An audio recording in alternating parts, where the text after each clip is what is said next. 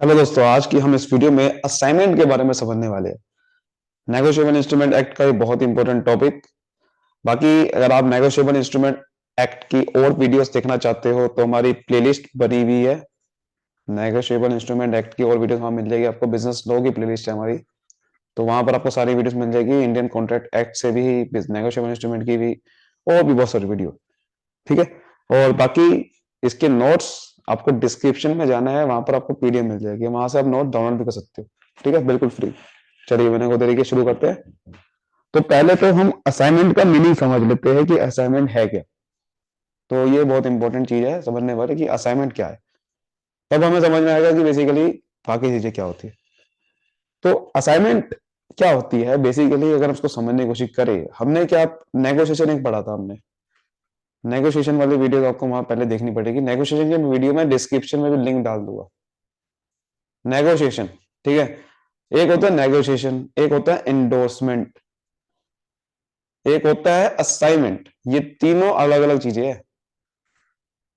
देखो भैया, नेगोशिएशन क्या होता है, आप किसी को अपना जो कोई होल्डर है, अपना जो टाइटल है, वो किसी दूसरे पर्सन को, थर्ड पार्टी को ट्रांसफर कर देता है, वो नेगोशिएशन बन जाता है।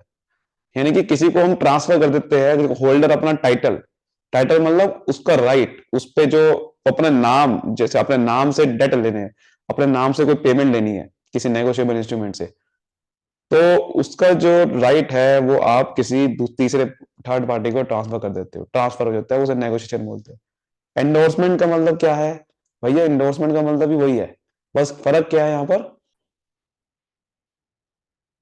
बट फर्क क्या है यहाँ पर, होल्डर जो होता है, जो होल्डर मतलब उसका जो मालिक है एक्चुअल में, जो जिसको जिसको नेगोशिएबल इंस्ट्रूमेंट का जो जिसका हकदार है वो होल्डर है, उसके साइन होने चाहिए वहां पर। होल्डर के साइन होने चाहिए नेगोशिएबल इंस्ट्रूमेंट के बैक साइड पे, कि भैया इस पर्सन को ट्रांसफर कर रहे हैं, तो होल्डर के साइन होने जरूरी है, तब वो इंडोर्समेंट बन जाता है। अब असाइनमेंट क्या है? असाइनमेंट यहां पर ये है, यहां पर असाइनमेंट का मतलब ही यही है, बस आपको जो भी बिल्स है, नोट्स है, चेक है, जो उस पर डेट रिप्रेजेंट कर रहे हैं, जो अमाउंट उस पर रिप्रेजेंट कर रही है, कितना पैसा लेना है, वो किसी और पे ट्रांसफर हो जाएगी, असाइनेबल हो जाएगी, बट इंडोर्समेंट नहीं होगी, विदाउट इंडोर्समेंट। यानी कि कोई होल्डर के साइन नहीं होंगे और किसी और को ट्रांसफर हो जाएगा वो। देखो, transfer by assignment take place when the holder of a negotiable instrument sells his right, जब अपना राइट किसी और को ट्रांसफर कर देता है होल्डर, विदाउट इंडोर्सिंग, इंडोर्सिंग के बिना, तो उसे क्या बोलेंगे? उसे बोलेंगे असाइनमेंट।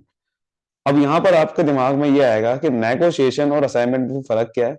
भैया नेगोशिएशन भी तो वही है, फिर इसमें भी साइन नहीं होते, असाइनमेंट में साइन नहीं हो रहे। फर्क क्या है? देखो, नेगोशिएशन तो दो तरीके से होता है। एक होता है बाय डिलीवरी, जहां पर कोई साइन की जरूरत नहीं है, बस आपने किसी को पकड़ा दिया, ट्रांसफर हो गया, तो वो नेगोशिएशन बन जाएगा।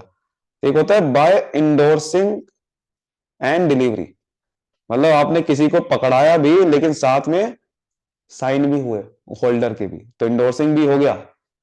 असाइनमेंट में क्या होता है, इंडोर्सिंग तो होती नहीं है, और दूसरी बात, डिलीवरी भी जरूरी नहीं कि हो या ना हो, डिलीवरी भी जरूरी नहीं है कि हो या ना हो। वहां पर आपने बस क्या करना है, अपने राइट को ट्रांसफर करना है, टाइटल को नहीं, खाली राइट को। राइट का मतलब क्या है? मान लो कि एक पर्सन से मुझे 1000 रुपए लेने हैं बी से, तो अब वो बी से 1000 रुपए लेने का हकदार बस मैंने किसी को और को ट्रांसफर कर दिया, सी को, तो बी ने अपना राइट सी को ट्रांसफर कर दिया, उसे असाइनमेंट बोलेंगे। राइट करा है, हो सकता है कि आप पकड़ाओ ना उसे, नेगोशिएबल इंस्ट्रूमेंट उसके हाथ में ना पकड़ाओ, बट राइट ट्रांसफर कर दिया, दिस इज कॉल्ड आपका assignment. So the assignee is entitled to get possession. फिर असाइनी असाइनी जो है वो पोजेशन, यानी कि वो नेगोशिएबल इंस्ट्रूमेंट लेने का भी एंटाइटल बन जाता है, और वो अपने सारे अमाउंट ड्यू रिकवर कर सकता है दूसरी उसी पार्टी से। अगर सी पे राइट आ गया और मान लो कि ए से पैसे लेने थे, अब वो सी पैसे ए से ले सकता है, ये चीज बन जाएगी।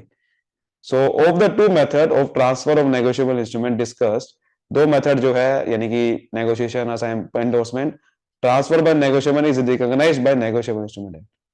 जो नेगोशिएशन, ट्रांसफर बाय नेगोशिएशन होता है वो तो नेगोशिएबल इंस्ट्रूमेंट रिकॉग्नाइज करता है, बट ये जो असाइनमेंट है ना, ये बेसिकली ज्यादातर किसमें रिकॉग्नाइज होता है? ट्रांसफर ऑफ प्रॉपर्टी एक्ट में। ये ट्रांसफर ऑफ प्रॉपर्टी एक्ट में इसका रूल बना हुआ है 1882 ट्रांसफर प्रॉपर्टी एक्ट, उसमें है ये। तो आपको ये समझना चाहिए कि इन दोनों में डिफरेंस क्या है, इसलिए मैं ये वीडियो बना रहा हूँ, इसमें आपका टॉपिक भी है ना इसलिए।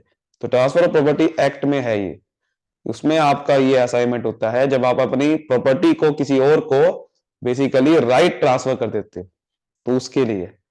तो अब यहाँ पर डिफरेंस समझते हैं तो हमें और अच्छे समझ में आएगा अगर हम डिफरेंस समझेंगे नेगोशिएशन और असाइनमेंट का। तो जैसे कि आप जानते हैं कि नेगोशिएशन में आपको डिलीवरी रिक्वायर होती है ट्रांसफर बनाने के लिए।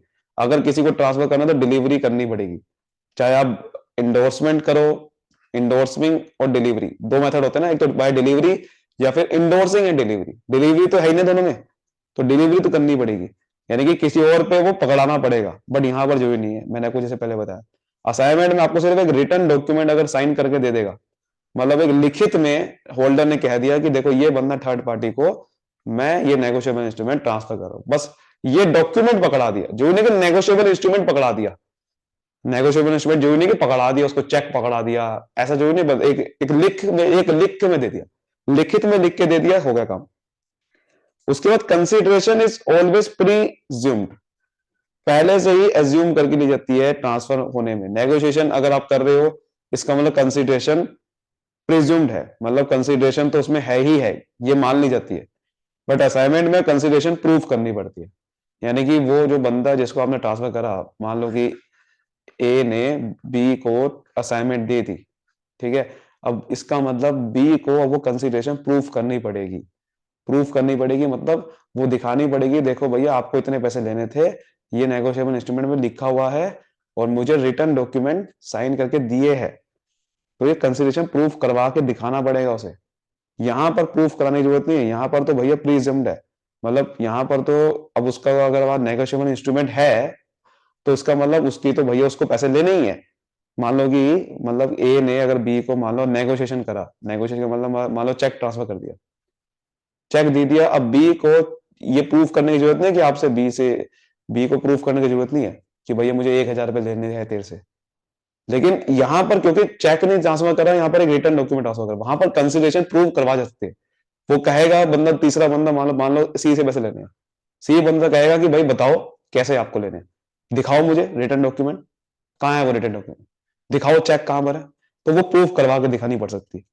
ठीक है, यहां तो प्रीज्यूम्ड है, यहाँ तो मतलब है ही कंसिडरेशन, तो कंसिडरेशन तो यहाँ पर मानी ही जाएगी, कंसिडरेशन तो पहले से ही है, बट यहाँ पर जरूरी नहीं हो सकती, प्रूफ करवानी पड़ेगी।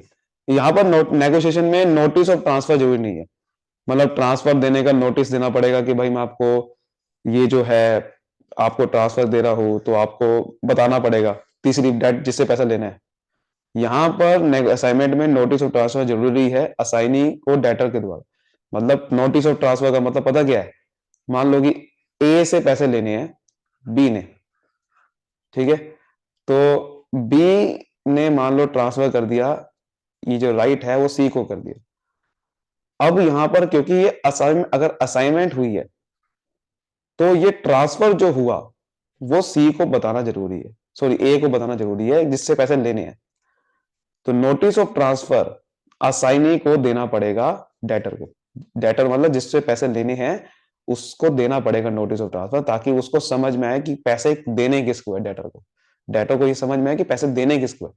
बट यहां पर जरूरी नहीं है क्योंकि ये नेगोशिएशन, नेगोशिएशन का मतलब यही है कि जिसपे आपको नेगोशिएबल इंस्ट्रूमेंट आ गया उसके बाद राइट आ गया, बट यहां पर आपको देना पड़ेगा।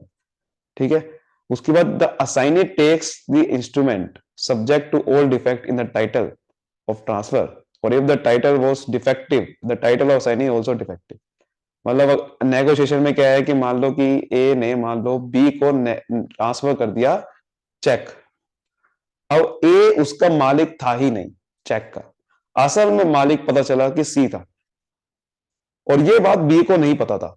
बी ने तो चुपचाप ए से चेक ले लिया, बी को यह बात नहीं पता था कि ए के पास भी टाइटल नहीं है चेक का, तो टाइटल डिफेक्टिव था पीछे से।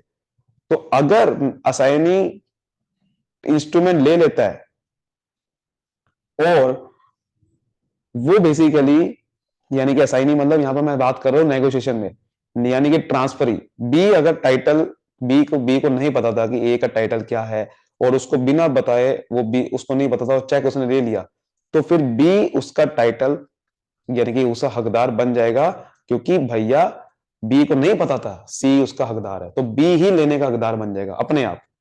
बट असाइनी यानी कि असाइनमेंट में ऐसा नहीं होता। असाइनमेंट में अगर आपने किसी को ट्रांसफर कर दी, मान लो असाइनमेंट कर दिया, मान लो यानी कि आपने एक रिटर्न डॉक्यूमेंट साइन करके दे दिया ए ने बी को, और बी को नहीं पता था कि टाइटल डिफेक्टिव है, लेकिन फिर भी बी का टाइटल डिफेक्टिव ही माना जाएगा इसमें, क्योंकि असल में हकदार कौन था, सी था। बट नेगोशिएशन में क्या होता है, नेगोशिएशन में अगर ट्रांसफरी इंस्ट्रूमेंट ले लेता है free from defect of title and holder in due course is not affected by any defect, transferor का डिफेक्ट हो टाइटल में, होल्डर अगर कोई बन गया उस इंस्ट्रूमेंट का, तो वो बिल्कुल सही माना जाएगा, बेटर टाइटल उसका बन जाएगा। होल्डर इन ड्यू कोर्स क्या होता है कि भाई नेगोशिएशन में सबसे बड़ा बेनिफिट ये होता है कि अगर आपको नहीं पता पीछे वाले टाइटल उसका क्या है, डिफेक्टिव है अच्छा है, तो आप तब भी टाइटल आपका बेटर माना जाएगा। बेटर टाइटल का मतलब आप ही टाइटल उसके मालिक माने जाओगे, उस पैसा लेने का हकदार आप ही माने जाओगे। बट असाइनमेंट में अगर आपका पीछे का टाइटल डिफेक्टिव है और आप किसी को भी असाइनमेंट दे रहे हो, तो उसका भी टाइटल डिफेक्टिव माना जाएगा। बट नेगोशिएशन में ऐसा नहीं होता। सबसे बड़ा बेनिफिट यही है नेगोशिएशन में, कि अगर आपका पीछे वाला टाइटल आपको नहीं पता कि उसका डिफेक्टिव था, तो आपने अगर ले लिया वो, तो आपका टाइटल डिफेक्टिव नहीं माना जाएगा। समझ आ गई बात अच्छे से। और in case of negotiation the transferee can sue the third party, ये सबसे बड़ा बेनिफिट है। ट्रांसफरी तीसरे पर्सन को थर्ड पार्टी का ड्यू स्यू कर सकते हैं। मान लो कि ए से पैसे लेने थे और बी को लेने थे पैसे, बट बी ने वो टाइटल सी को ट्रांसफर कर दिया, और अब सी हकदार है। क्योंकि ये नेगोशिएशन है, तो टाइटल किस पे आ चुका है, सी पे आ चुका है। तो सी अब ए पार्टी को स्यू कर सकता है, केस फाइल कर सकता है, केस फाइल कर सकता है, क्योंकि अब सी टाइटल आ गया ना, अब बी नहीं रह गया टाइटल उसका। मालिक कौन है, अब सी है। बट असाइनमेंट में मालिक तो अभी भी वही है ना, टाइटल ट्रांसफर नहीं होता असाइनमेंट में। तो अगर असाइनमेंट हो रही है, यानी कि ए से पैसे लेने थे बी को, बी ने असाइनमेंट दे दी सी को, तो भैया मालिक तो बी है ना, तो सी इसको केस फाइल नहीं कर सकता, यही लिखा हुआ है। वो अपने नाम पे केस फाइल कर सकता है नेगोशिएशन में, तो क्योंकि उसका नाम, अब नाम जो है बी का नहीं है लिखा हुआ, नेगोशिएशन इंस्ट्रूमेंट सी का है, बट असाइन ही नहीं कर सकता, क्योंकि टाइटल अभी भी वही रहता है। तो आई होप ये दोनों चीज आपको समझ में आएगी। टाइटल ट्रांसफर नहीं होता असाइनमेंट में, सिर्फ राइट ट्रांसफर होता है। नोटिस और ट्रांसफर भेजना पड़ता जरूरी है असाइनमेंट में, उसमें नहीं होता। डिलीवरी जरूरी नहीं है असाइनमेंट में, उसमें जरूरी है। आई होप ये चीज अच्छे समझ में आई होगी। वीडियो को लाइक करें, सब्सक्राइब करें। Thank you so much, all the best.